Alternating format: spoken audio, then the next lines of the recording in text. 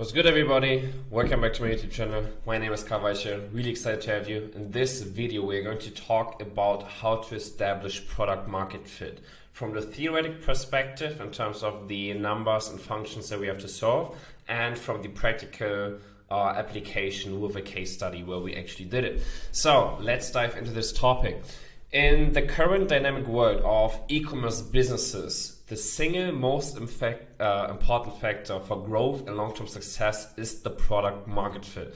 And a lot of people think they understand product market fit, and a lot of people think they already have established product market fit, but I can tell you that probably 80-90% of people don't have real product market fit. So that's why I have this paper for, so you can apply this information.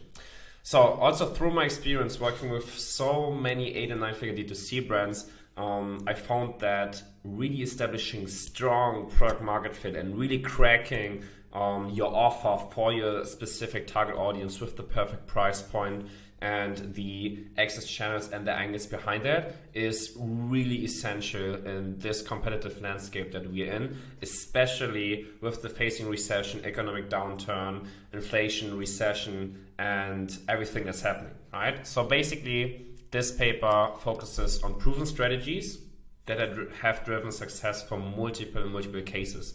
It's based on the work of Nick Hossman, who is a great, phenomenal marketer, drove hundreds of millions of sales for himself and for his client offers. David Rosenko, who is also a super smart founder behind Weebly, which recently got acquired for over 365 million. And I also have those references linked down below if you want to check that in detail. And then also our own case studies from our agency Accelerated, where we've applied similar concepts to really achieve unique product market fit. So basically, I distilled the most important frameworks of all of this research in the case studies to get this concept across of product market fit. So let's dive into the theoretic function of business and product market fit. Because if you break down the concept of business, it's always following 5 variables: N, T, P, M, and A. What I mean by that is, then you have to have a niche, you have to have a certain transformation or claim that you're selling, you have to have a price point for that, you need to have a mechanism, so delivery or fulfillment or product, and you need to have an access channel, meaning you need to find a way to reach your niche and sell the product. So if you break this down, niche is a well-defined group of people with a specific problem under specific circumstances. The transformation or the claim is basically the promise you make to your niche audience. The price point is the amount your target niche is willing to pay to achieve the transformation or to fulfill the promise that you make. The mechanism is the delivery method used to provide the promised transformation, whether it's a service, a product, or consulting, whatsoever. And lastly, the access channel. It's basically the methods that you use to drive traffic and to convert the people to distribute your mechanism to your target audience, right? So some people refer to access channel also as distribution channels. Now, if you look at different combinations of this, the first 3, the niche, the transformation, and the price, so the NTP combination, forms your market and focuses on a group of people who desire a specific transformation and also have the financial capacity to act on that desire. That's the first most basic combination. Secondly, if you introduce your mechanism to this transformation, you will find that you have the marketing value, which basically means you can deliver what you say, right? Because if you only have N, T, and P and you don't have a product in the back end, you can maybe sell, but you don't have a delivery structure, right? So this is the next combination. Basically, the first 3 combined with the mechanism, which also results in understanding for which price point are you selling and for which price point are you fulfilling, right? So basically, you can already understand what is going to be your margin at the end of the day. And then lastly, the combination of all validates the contribution after the marketing value, basically meaning you understand who's your market, right, of this, Like, who's the specified segment of a market with a burning desire that wants your transformation, is able to pay the price, you have the mechanism intake to get the results, including the access channels, so you have a way to reach them, which is more cost efficient than the margin between what you're selling them on and what you need for the deliverment. And from the theoretic perspective, if you have all of that, then you can scale, right? And then you've really hit product market fit. Because you have a market to sell to, they have the money to pay the price, they have a desire for your transformation, you have the mechanism, so you have the fulfillment in the back end, you know your margin, right, for the front end, and then you also have a certain access channel, so you need to pay for the traffic and conversions to happen. And if you have a certain price point, right, let's say this is your price point and these are the fulfillment costs, then this is your margin. And then let's say your fulfillment costs with the acquisition costs come down to this, then this is your profits at the end of the day, right? Sounds simple, but this is when you really, really hit product market fit as a combination of all of these 5 aspects named above. So let's talk about solving them in order. The key to success for entrepreneurs lies in addressing the variables in the correct sequence, meaning you have to understand how to solve them, right? Some of the people think, okay, yeah, niche, transformation, price mechanism, I have all of that. I want to focus on this, right? But if you don't solve for these first, you cannot even have this, right? So you need to understand what is the order in which you need to solve these and address these. And this can be solved by looking at how are these different 5 variables dependent on each other, right? So let's jump into this for a second. N, meaning the niche, is independent of all other variables because there's always going to be a niche that you can address, right? So this is completely independent.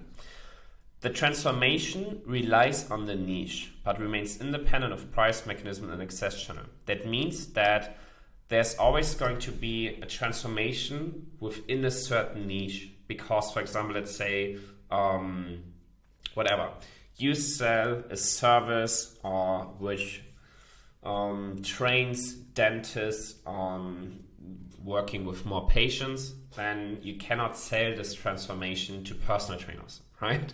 Because it just doesn't make sense. That's why the transformation is always within the niche and dependent on the niche. Let's look at the price. Price depends on the transformation that you sell, right? Because there's always a certain price point attached to the transformation, and therefore it also depends on the niche that you're selling it to, but still it is independent of the mechanism and access channel. Looking at the mechanism, this depends on the price point, right? Because let's say you sell a certain price, let's say you have a product for $100, your fulfillment mechanism is dependent on what you sell it for. So obviously you want to have a certain margin and you need to be able to have a product that costs you less of $100, right? If you don't want to scale unprofitably. And then lastly, access channel depends on all of the variables before, meaning you can only find a unique traffic and conversion channel if you understand which niche to address, what's the transformation they want, what price point you have, and also what mechanism you have to solve that, right? So based on these dependencies between each other, the solving order becomes clear.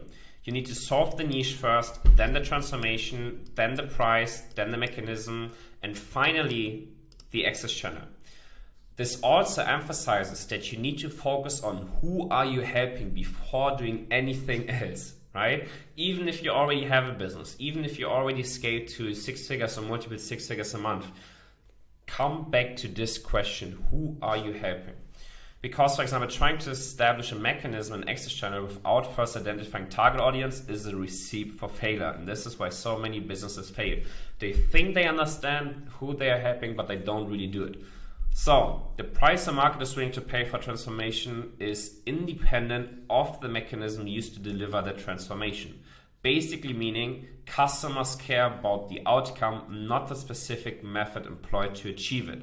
That's why so many people or businesses are able to sell a black box solution, because you care more about the transformation than how they actually do it. And now the technology employed in the mechanism is limited by the price customers are willing to pay for the solution. So let's say you sell a certain product, a certain service whatsoever. This is the example that I did earlier. And customers are willing to pay $100 for the solution.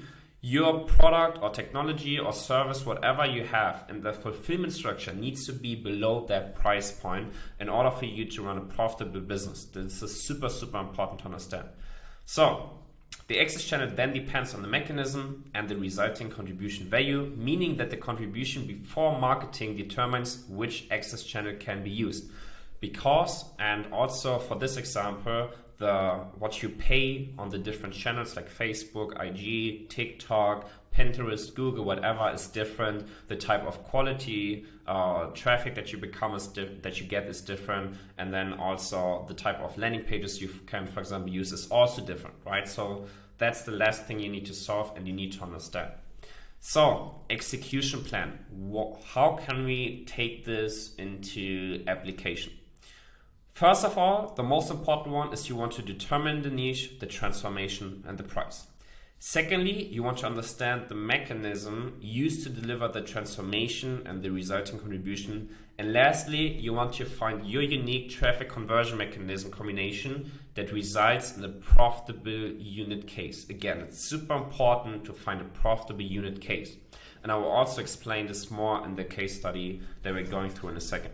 So identifying and validating the market is the most crucial step when validating a new offer. This is achieved by choosing a specific niche, making a promise, and charging money for the transformation before the mechanism even exists. The market is validated when a specific person has agreed to pay money for the transformation.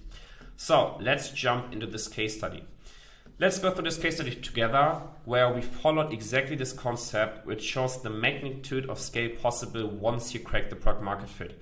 Meaning, with this brand, we scaled them from 0 to 10 million in less than 12 months. And you can find the interview with the founder, Akash here, and the proof in this case study, right? So let's get into it. First of all, market identification and validation. The niche is female wellness. The first buyer persona are boyfriends and husbands buying it for their girlfriend or wife, or a dad buying it for their daughter. Second buyer persona is females buying it for themselves. The transformation we sell is the instant relief of period pain, so to soothe the period cramps, relax muscles, and reduce bloating, right? This is a huge pain point for females during their cycle. And lastly, price for the transformation is set at $99. Now, mechanism validation. The mechanism is basically this product called Maya, which is this heat pad that girls put on their belly or their back, which is basically a dynamic heat and massage therapy. And now the most interesting one is the access channel validation. Basically, the access channels used that we validated were having a main push channel being Facebook and Instagram, a main pull channel being Google, and a secondary push channel being TikTok paid and organic traffic. The winning angles for the buyer persona 1 were the perfect gift for your girl, right? I also linked this example here that we can look at. So basically, this is the main winning angle with this creative, the perfect gift for your girl, right? Where they sell it to the boyfriend.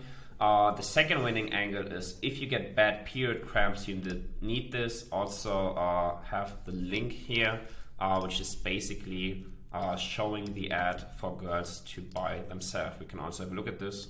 If you get bad period cramps, you need this. It's heated and massages you at the same time. It helps me more than anything else. Sweet. So this is basically one of the winning angles for the second buyer persona. Now let's talk about the conversion mechanism.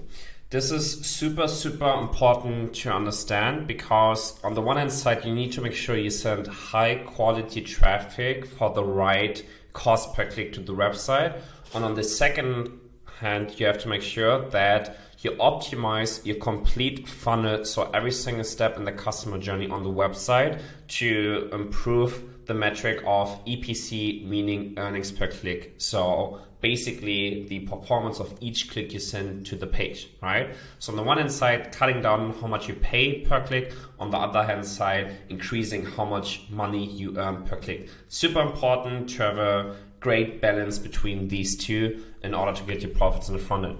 What I have here linked basically for you to check this out is the full funnel conversion rate optimization. So this complete document basically breaking down everything we did on all of the pages in depth. So you can check this out. Really breaks down literally everything. And this is super important to optimize every single step on the funnel. Secondly, we work with pre-sale pages, stuff that you can find here. So we are not sending all of the traffic directly to a homepage, product page whatsoever. We work with these so-called pre-sale pages. So to warm up the traffic, right, and in order to get more of the traffic ready to buy. And then also we work with highly optimized sales pages instead of just the regular product pages, what you can see here too, right? Beautiful, beautiful sales page that's working and converting really, really well. So this is the conversion mechanism that we use. And now lastly, profitable unit case. This is probably the most important one following all of this, right? You need to make sure that you can scale profitably in the front end and that you dial in your product market fit. So best case scenario is you have a product with over 80% gross margin, so you can really spend a lot on acquiring new customers, and also you can spend more than your competition on acquiring customers. And then this is why I put so much emphasis on the conversion mechanism. You want to make sure you have a solid conversion rate and AOV combination. It's good to have a high average order value and it's good to have a high conversion rate, but the best is if you have both of them high, right? You want to treat them as brother and sister. And the relation between the high conversion rate and average order value in relation to what you pay for the traffic needs to be in a good relation, right? So you want to focus on front-end profitability. So basically at the end of the day, you want to make sure that you can grow capital efficient and you create escape velocity as the founder. So this basically rounds up the whole case. References, if you want to dive deep in this topic, is this video on how to find product market fit by David, and then this thesis by Nick Kosman, who I mentioned earlier. But basically these are the most important points for really establishing product market fit. So hope you enjoyed this video. Let me know how you liked it in the comment below, and see you in one of the next videos.